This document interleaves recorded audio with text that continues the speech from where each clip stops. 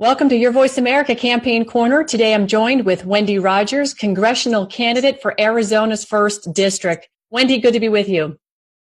Such an honor to be with you, Ann. Thank you so much. It's our pleasure. A little background information on you. Colonel Wendy Rogers, I might say, was commissioned as the 5th generation military officer in the Air Force. She became one of the first 100 women pilots in today's United States Air Force. That's quite remarkable. She's also served as a flight instructor for cadets at the U.S. Air Force Academy. And during the fall of the Berlin Wall and efforts to improve relations with East Bloc countries, Wendy was deployed, for 6 months downrange to run the Bosnian airlift. Wow. You've earned numerous commendations, including the Defense Meritorious Service Medal, and now you're running for Congress. Okay, so Wendy, there's obviously a lot of issues out there that people are talking about, but I want to hear from you. What is most important to your constituents in the 1st District in Arizona? Well, this is the very big district, first of all. I'm talking to you from Sedona. I vote in Flagstaff. I fly my own aircraft, a Cessna 182, all over the district. It covers 60% of Arizona. So roughly picture the size of the state of Georgia is my congressional district. It's the 10th largest one in the country. What I want to do is serve my country again, to go to Congress to help this president. We have so few veterans in Congress. We must build the wall. That is the number one issue that I'm running on. We have to cut spending. We have to end sanctuary cities. We have to take care of our veterans, rebuild our military, protect the Second Amendment, and most of all, defund Planned Parenthood, protect life. So my job is to defend this country again. I took an oath to support and defend the Constitution of the United States against all enemies, foreign and domestic. And I take that to heart, and I want to do that again, to go to Congress, to serve my country, to help this president finish his agenda. All right. That's a tall list. You've started with building the wall, and your opponent, Tom Halloran, who's also running as well again in the district, is, standing fairly, I would say his language he's using sounds fairly similar in terms of immigration reform that secures the border. And he's talking about, of course, keeping families together and trying to meet the needs of the economy. He also supports the DREAM Act. So how do your plans differ?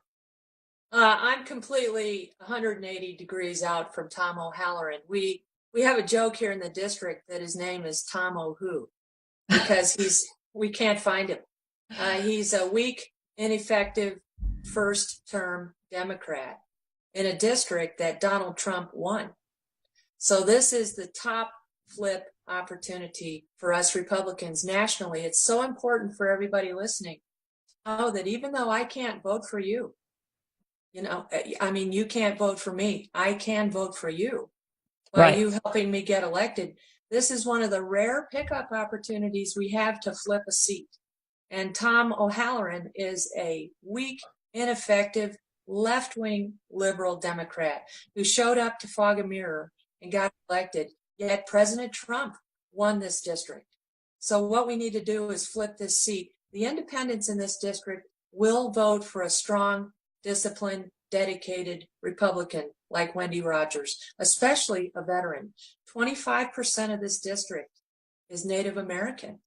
And this is the largest component of Native Americans of any congressional district. But what two attributes do Native Americans, especially the Navajo, revere? Veterans and grandmothers. And I am both. And so today, for example, I'll be flying to Window Rock in my airplane to spend tomorrow at a Navajo Women's Veterans Expo. And I will be talking to all the moms and the grandmas there, because it's a matriarchal society and they understand and respect a woman who is a mother and a grandmother also, and most of all, a veteran. As you mentioned, I'm a 5th generation career military veteran. Our son George was the 6th generation in our family to serve. So this resonates deeply among what a normal population of Democrats would vote, but they'll vote for me because of those two attributes. So back to your question, Tom O'Halloran shows up every voting cycle to ask for their support. but he doesn't really support them. And so my fervent desire after I win the primary in August is to have the president out here, to have the president go to Window Rock and address the Navajo Nation and say to them what he said to other disadvantaged groups when he was a candidate. Mm-hmm. What do you have to lose? What do you have to lose to vote Republican Right. so that we can start to generate more entrepreneurship and more pull ourselves up by the bootstrap mentality and capability on the Indian reservations? I love that expression, what have you got to lose? I've been using that a lot lately in my own life, both personally and professionally, and I find it carries a lot of weight because it empowers you to make decisions that perhaps you might have thought you were not strong enough to make. So I think that's a strong phrase. I'd like to talk a little bit about the economy here. You believe that we can reduce taxes and regulatory burdens on families and job providers as an important, first step towards jumpstarting our nation's economy. Can you be a little bit more specific? Yes, I'm a big believer in entrepreneurship. I own a business. I meet a payroll. My husband and I served 20 years in the military, and then it was our dream to open a family business. And that's what we did. We own a home inspection business in the real estate industry in Arizona. We have employees. We have been job creators now for the past 21 years. And I still meet a payroll every 2 weeks. It is so vitally important. Small business is the backbone of this country.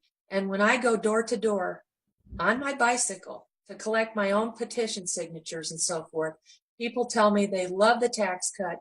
They love being empowered.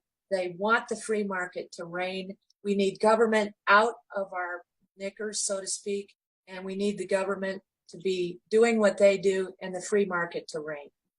That's right. And you know what it's like to sign the front of a paycheck, which makes a big difference because I think more than half of Congress probably doesn't at this point, and that definitely needs to change. So along the lines of the economy, as we get close to ending this interview and wrapping it up, healthcare is an important part of that. And as a small business owner, you understand the burden that Obamacare has brought. I know you want to work to repeal and defund Obamacare. Specifically, what do you have in mind to see replace it, if anything? Well, we need the free market to work, and whatever the free market will bear, we need to have small businesses like mine be able to pool together. Mm-hmm. We need to be able to buy insurance across state lines, and we need it to work, and we need the patient-doctor relationship to be held intact. And what really pains me is to see the condition of the VA. My grandfather told my dad, "Don't let me die at the VA." And that was back in the 60s. The VA, we have a VA in Phoenix where there are solar panels on the parking lot, but guys dying waiting in line. Mm-hmm. Something is wrong with that picture. That's why when I go to Congress, I'll be more than just the 18%, which is comprised of veterans in Congress. I'll start building up those numbers so that I can fight for my fellow veterans. It is so important that we fix the VA. And veterans need to come first, not last. They don't need to be the C committee on this show about the swamp. They need to be the A committee in Congress. I couldn't agree with you more. Being a daughter of a veteran and knowing many and having children going into the armed forces currently, one going to Fort Benning this month, I completely empathize with what you're saying and support that statement wholeheartedly. Wendy, it has been an absolute pleasure having you on. I'd love to bring you back on at some point in the future and talk some more about your career and where you see that supporting the president's America First agenda. How can folks support your campaign and follow you on social media and on the internet? I am really easy to remember. It's Wendy, like the hamburgers, Wendy, Rogers, like Roy Rogers, ROGERS.org, wendyrogers.org. Also, please follow me on Facebook, Wendy Rogers, Arizona, all spelled out. We have a huge following, over 45,000 folks following us. Check out my videos. Pray for me. Please donate if you can. We start voting in Arizona in 2 weeks. We have a very late primary, and people begin to vote by mail in 2 weeks. And then when our primary is over, 6 weeks later, the general starts. So it's harder for a challenger, but I am winning. I am leading by 8 points in the polling in the Republican primary, and we will prevail. We need to make America great again, keep America great, support this president.